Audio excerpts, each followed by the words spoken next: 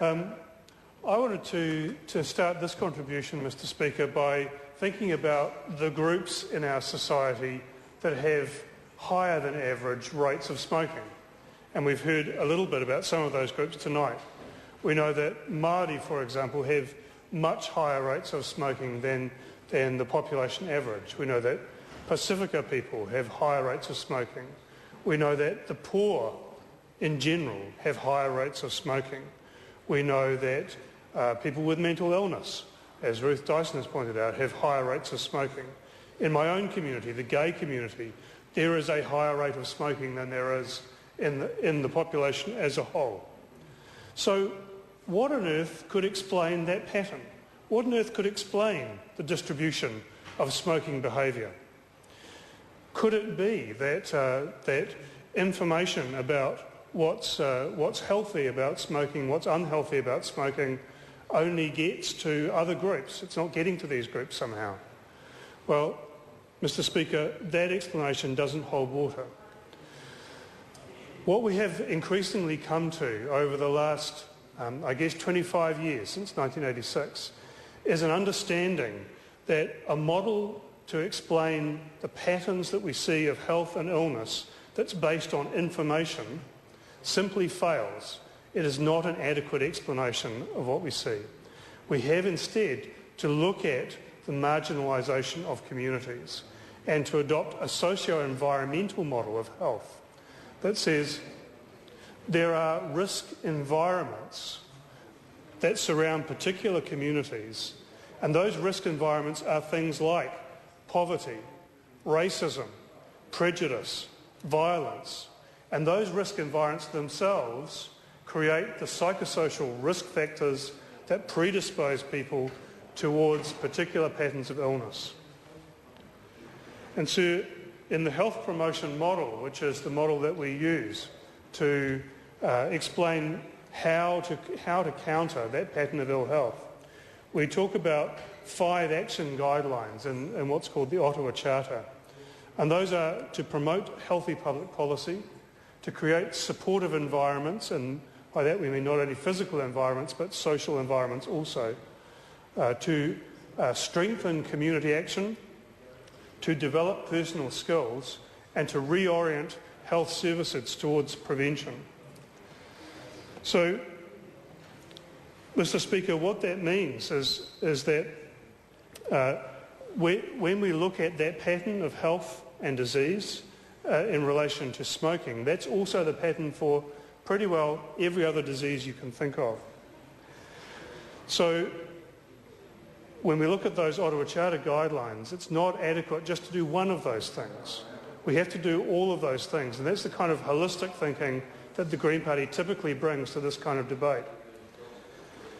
In relation to tobacco control, we're talking tonight about price control because we know that works, but we also need a comprehensive suite. We need to look at how tobacco is displayed, where it can be bought from, what's in the product, where tobacco can be smoked. But we also need to look to community empowerment. And by that I mean providing communities with resources in the form of expertise and also the dollars that they need to develop their own solutions to this problem.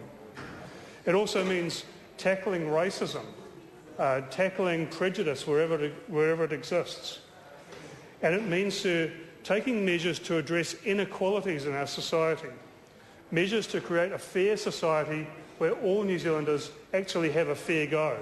Those are the things that will make the big difference in dealing with the pattern of disease that we see in this country. And so one of those measures around tackling inequalities is around tax. Because as Ian Lees-Galloway has said already in tonight's debate, in actual fact, tax is one of the areas where we are able to take some initiatives that do address inequalities in society. And so this government has a policy in relation to tax that will in fact widen those inequalities. And the truth is that pattern of widened inequalities will actually drive increased disease. It will drive increased smoking rates. And so, sir, we need that comprehensive pattern of interventions. Yes, we vote for these price increases tonight because we know that that will be helpful. But we also need to address those wider psychosocial risk factors, those wider socio-environmental risk factors that create disease in the first place. As Ruth Dyson's commented, a number of members have spoken about their personal smoking history. I've never been a smoker.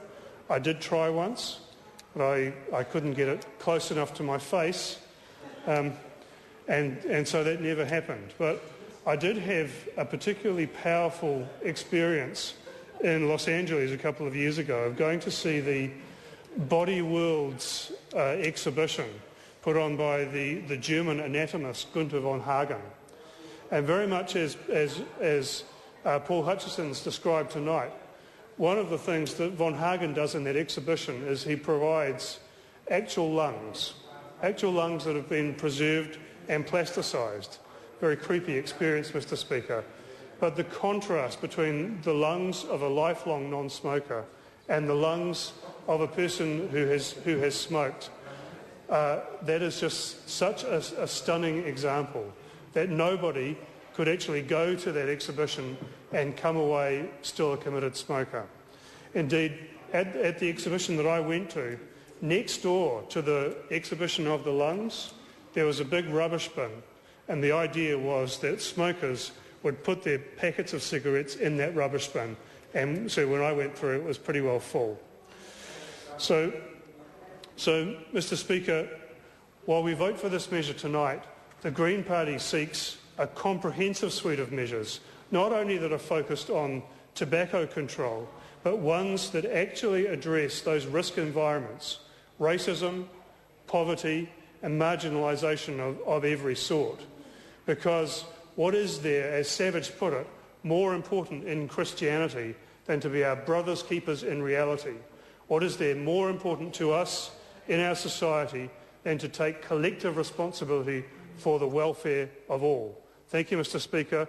I again congratulate the Honourable Tariana Turia and the Māori Party. This is a fantastic victory, and I wish you well.